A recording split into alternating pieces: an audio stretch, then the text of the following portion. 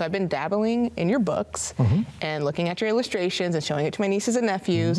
And I realized that you have a heavy theme of like monsters and pirates and like weird little creatures. And I wanted to know why that style with your illustrations for your children's books. I think there's a couple reasons. One is because when you're creating an imaginary creature like a monster, you know, that monster doesn't have to have a gender or an age or a skin color, right? And that means that for a reader, they can connect with, they can see themselves in that character in a different way because it's less specific.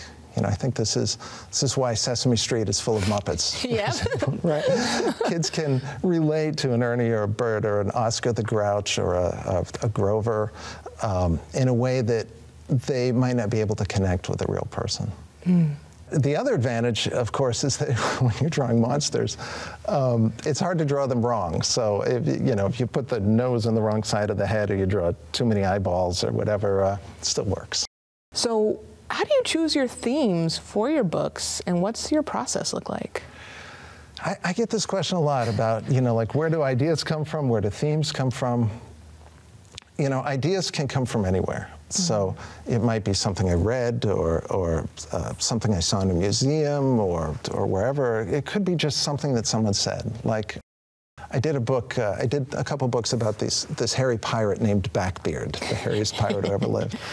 And that came about one day. I was out, it was a summer day, I was out swimming at a lake with some friends, and my friend's dad was there, and he was paddling around in the canoe, and he was pretending to be a pirate. And he's a magnificently hairy man.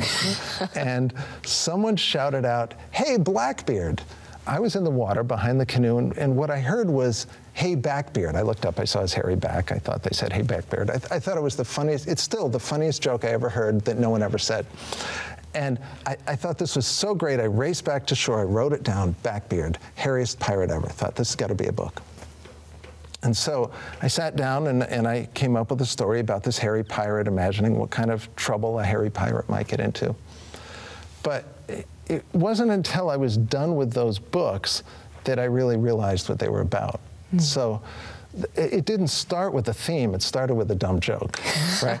And in the end, I realized that what the stories were about friendship, they were about identity, about feeling comfortable expressing who you really are.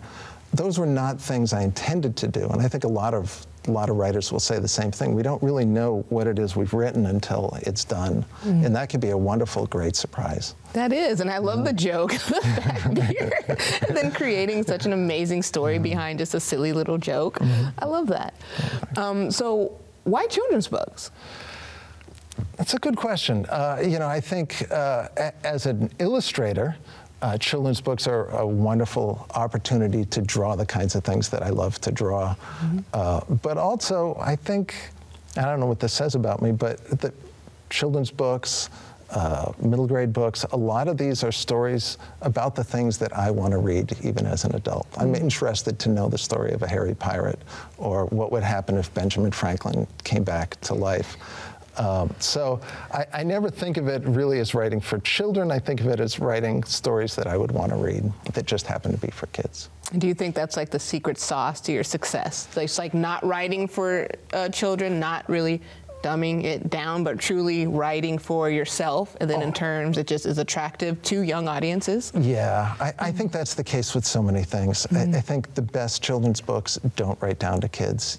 Maurice Sendak, Where the Wild Things Are, is a book that we would call a children's book, but the themes in that are very, very real. And he was never writing down. You can tell when somebody's talking down to a child. You can.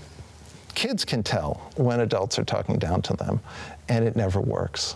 And that makes sense because some of my favorite books as a kid were like Amelia Bedelia, Stinky Cheese Man, Where the Wild Things Are. Sure. And my mom loved reading those to me. And as an adult, reading them to my nieces and nephews, it's having me understand like, oh, it's like kind of like how Pixar does. You know, it's like they write it for adults, but it also has, and they write it for children, but it also has some adult themes, you know, interwoven within it. So therefore it's enjoyable for all audiences and not specifically written just for young audiences. So I think that's awesome. So well said. Yeah.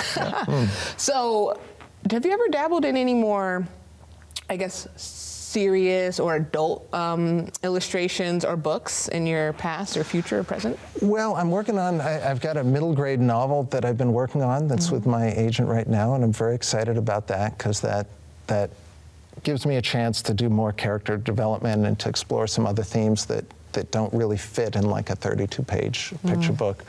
I've also really enjoyed lately, I've been working on writing musicals with a couple of co-writers, my friend Larry and Michael, who's also a professor at Sage.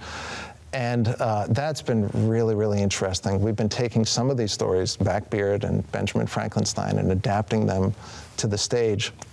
And that's a whole different way of writing and thinking about characters and thinking about how a plot moves along. That's been very exciting to do. Oh, that is really fun. I know all artists, we love to expand our surroundings and our horizons artistically, so I'm super excited to even see that from you.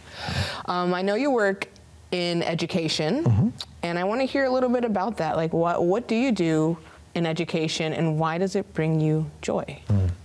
I've been a professor at Russell Sage in the Visual and Performing Arts Department for it's over 25 years now. Wow. And I feel so blessed to have that job because not only do I get to work with a bunch of really interesting, inspiring artists and talk shop all day, but I also get to work with some amazing students.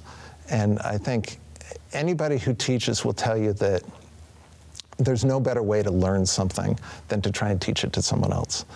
And so I look at those 25 years as that's been an amazing education for me. I've learned so much, sometimes directly from my students who give me feedback that had never occurred to me before, or even just the way that I have to clarify something in my mind in order to present it to the students. So what's coming up next for you? What do you have on the books that you think the audience should know about? New upcoming books? I know you mentioned your play. Do you have conferences, panels, anything like that? Well, the big one is I've got a couple proposals out with my agent for some new books that I'm very excited about.